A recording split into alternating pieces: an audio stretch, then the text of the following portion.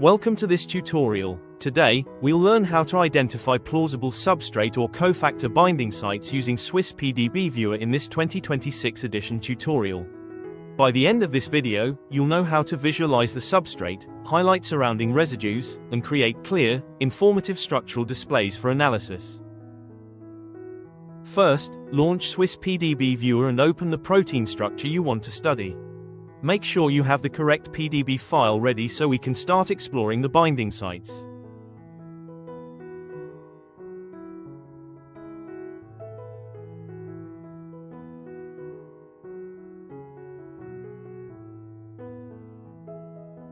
Select the iron residue and highlight it in green.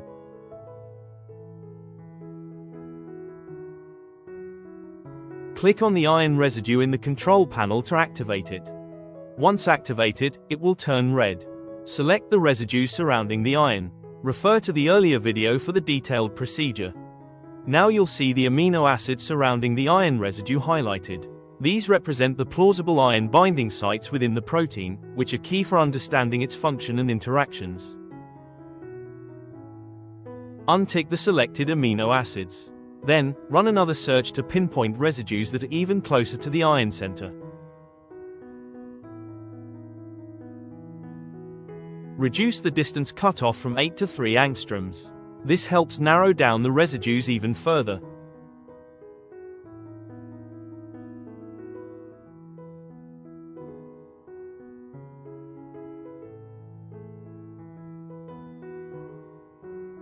Once more, apply the techniques we covered earlier to refine the structure.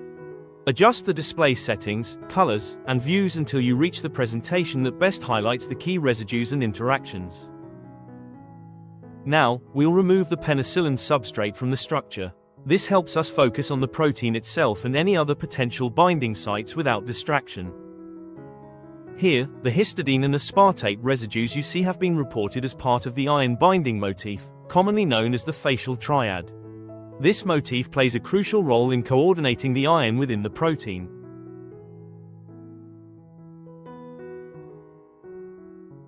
As you can see, the structure display aligns perfectly with the reported iron binding motif. This confirms that our visualization reflects the known facial triad accurately. His same method works for identifying penicillin binding sites. Simply select the substrate, highlight the surrounding residues, and examine their proximity to the substrate. This lets you pinpoint the residues most likely involved in binding within the protein.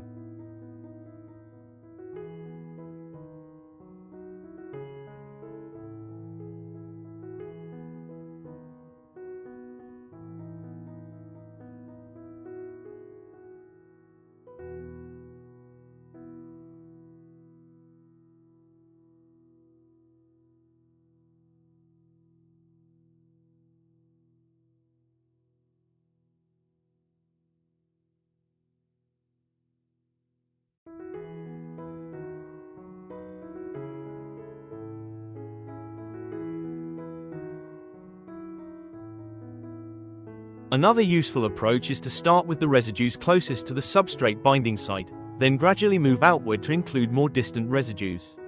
This way, you get a clearer picture of how the amino acids are layered around the binding site, helping you understand the structural context more effectively. Before we finish, a quick shout out to the institutions and agencies behind this platform. We've also added a scientific citation if you want to explore the topic further. Thank you for watching. If you have any questions or inquiries, drop us a message in the comments below. We'll be happy to help and respond as best as we can. If you found this tutorial helpful, make sure to like, share, and subscribe for more content.